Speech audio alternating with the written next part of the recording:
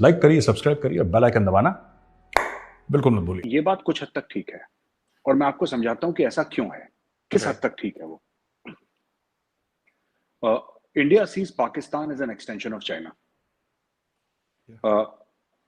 India को ऐसा लगता है कि एक जमाने में, मैं कई बार कह चुका हूं, एक जमाने में हमें लगता था कि China to the east and Pakistan to the waste.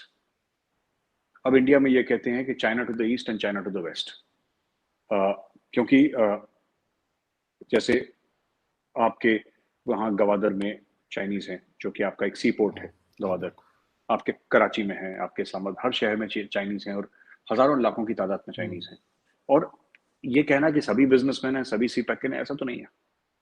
जाहिर सी बात है, जब इतना मामला अंदर जाएगा तो वहाँ पे इंटेलिजेंस वाले भी आएंगे, कुछ फौजी भी आएंगे, प्लेन क्लोथ्स में आएंगे, मिलिट्री इंटेलिजेंस वाले भी आएंगे।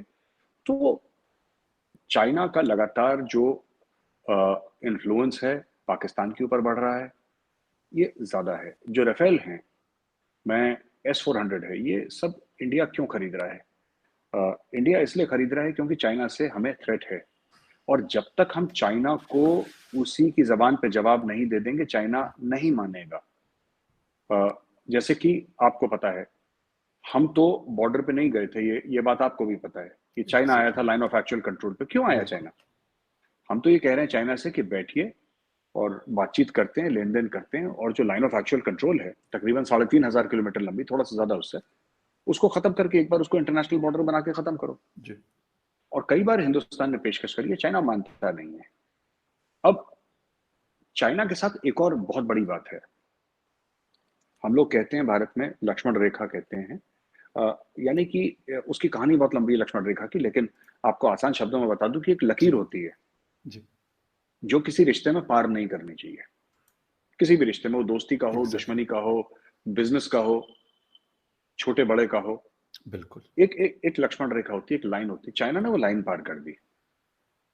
तो यहाँ पे आप देखिए, जयशंकर साहब जो मजे हुए डिप्लोमेट हैं, हाँ बिल्कुल, बहुत मजे हुए डिप्लोमेट हैं, नाप तोल के बोलते हैं, उन्होंने तक ये बोल दिया कि चाइना के साथ जो हमारे हालात हैं बहुत गंभीर हैं, बहुत सीरियस हैं। बिल्कुल, इंडिया का फॉरेन मिनिस्टर ये बोले तो बहुत बड़ी बात है। और सर दो जगहों पे गालिबन ये बात की, एक ब्राजील में और एक गालिबन किसी और कंट्री में कहते हैं, क्योंकि मैं पढ़ रहा था कि दो जगहों पे उन्होंने, आई थिंक पैरागुए गए थे, कहाँ गए थे वो, तो वहां पे भी शायद बात करी है, मुझे याद नहीं ठीक से, लेकिन साउथ अमेरिका का उनका टूर था। तो फकर साहब, ये बात है कि भारत को ये एहसास हो गया है कि चाइना का आज नहीं तो कल, नहीं तो 10 साल के बाद मुकाबला करना पड़ेगा।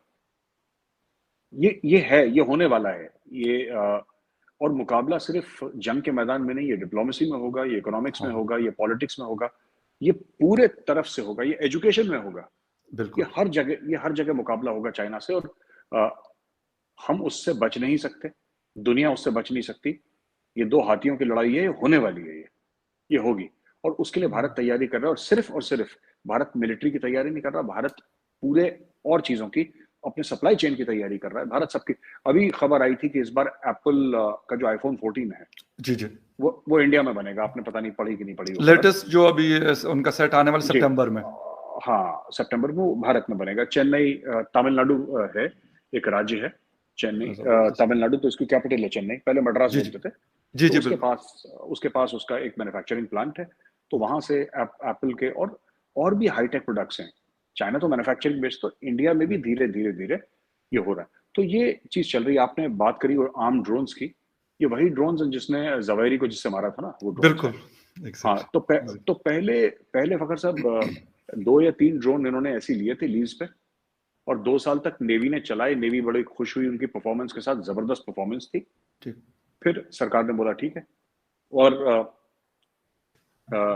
थोड़ी वो भी बात है कि वो जो कंपनी है जनरल एटॉमिक्स, जी बिल्कुल, जनरल एटॉमिक्स, उसका भी सीईओ विवेक लाल है, एक वो भी जो ड्रोन बनाते हैं ना, ये रीपर और गार्डियन, जी उसका नाम भी विवेक लाल है, वो भी इंडियन ओरिजिन का है वो।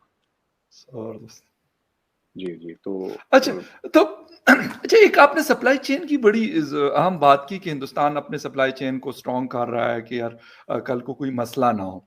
तो अगर इस कॉन्टेस्ट में हम बात करें सीपैक के हवाले से, कि चाइना भी शायद इसीलिए सोचता है कि यार अगर ये होगा कि अगर उस तरफ से मुझे सप्लाई चेन मेरी कटती है तो कम से कम यहाँ से कायम रहेगी, तो कितना जी। असर डाल सकती है ये चीज अगर होती है? ये अलग बात है कि अभी उस पे उस तरह की चीजें नहीं हमें नजर आई, लेकिन खैर अगर हो जाता है, लेट्स सपोज, तो फखर साहब, मैं एक आपको बात बताता हूँ आपकी शो में, जो कहनी तो नहीं चाहिए, जी, लेकिन जो सच है उसकी बातें करते हैं। देखिए, एग्जैक्टली, बिल्कुल बिल्कुल हाँ, फखर साहब, ऐसा है कि अभी तो खुद ही पाकिस्तान ने सीपैक अथॉरिटी खत्म कर दी। बिल्कुल इमरान खान साहब ने खुद ही बोल दिया था कि इसके कागज निकालो, इसकी इंक्वायरी करो, बिल्कुल सीपैक की। चाइनीज ने डाका डाल रखा है, चोरी कर। उनके बयान ऑन यूट्यूब है, मतलब इसमें कोई बिल्कुल साजिश वाली रिकॉर्ड बात पे नहीं। मौजूद है, बिल्कुल आप सही कह रहे हैं। रिकॉर्ड पे इमरान खान साहब जब नहीं थे प्राइम मिनिस्टर, तब इमरान जी, खान साहब यही बोलते थे। जब वो प्राइम मिनिस्टर बने तो सीपैक के कागज उन्होंने दिखाए आईएमएफ को, जिसके बिल्कुल लिए बड़े परेशान हुए चाइनीज, और बोला कि साहब क्यों। तो पिछले 3 साढ़े 3 साल से जब से वो खान साहब थे, तो वो सीपैक अपना बंद था लगभग। बिल्कुल अब दोबारा उसको शुरू करना, शाबाश शरीफ साहब कोशिश कर रहे हैं कि शुरू हो जाए। लेकिन अच्छा, ये तो बात आप भी जानते हैं, मैं भी जानता हूं। एक बात मैं एग्जैक्टली। आपको बता दूं, भारत कभी भी चाइना पाकिस्तान इकोनॉमिक कॉरिडोर को कामयाब नहीं होने देगा। मैं बड़ी जिम्मेदारी के साथ आपको बोल रहा हूं। ये तो हमारा काम तो खैर इमरान खान ने 90% कर दिया, तो हमारी मेहनत बच गई, हमारे पैसे बच गए। लेकिन और और क्योंकि इमरान खान ना एक आइडियोलॉजिकल किस्म का आदमी है, वो एक्चुअली सोचता है कि फरिश्ते आए थे और उसको नीचे लेकर, वो उसका है ऐसा कि मैं जी जी स्पेशल हूं, और मैं यू नो मेरे चेहरे से नूर आता है, और मैं अंधेरा कमरे में चला जाऊं तो कमरे में उजाला हो जाता है। उसके है दिमाग में ऐसा, अपने बारे जी में जी थोड़ा जी सोचता है इमरान खान। लेकिन fact of the matter, Imran Khan ने तो काम कर दिया भारत का बहुत ज्यादा, खासतौर से सीपैक को लेके। जी मुझे नहीं लगता कि सीपैक से पाकिस्तान का भला होता, लेकिन हाँ, सीपैक से चाइना का, आपने बिल्कुल ठीक नब्ज पकड़ी है, सीपैक से चाइना का बहुत भला हो जाता। देखिए, पाकिस्तान, अगर मैं किसी भी पाकिस्तानी से पूछता हूँ, जो दानिश्वर लोग हैं, जो पढ़े लिखे जी हैं, जो एनालिस्ट हैं, उनसे पूछता हूँ कि ठीक है, चाइना ये कहता है कि अभी तक हमने करीब 40 अरब डॉलर पाकिस्तान में डाल दिए हैं। जी अब सब 40 अरब, आपने बोला कि पाकिस्तान 1-2 अरब डॉलर के लिए बिल्कुल भाग रहा है, दौड़ रहा है, मशक्कत कर रहा बिल्कुल है। तो जो मुल्क 2 डॉलर के लिए, 2 अरब डॉलर के लिए, 1 अरब डॉलर के लिए मशक्कत कर रहा है, मेहनत कर रहा है, फखर साहब, आपको क्या लगता है उस मुल्क के लिए 40 अरब डॉलर की क्या कीमत होगी? बहुत ज्यादा होगी, बहुत ज्यादा बहुत ज्यादा बहुत ज्यादा।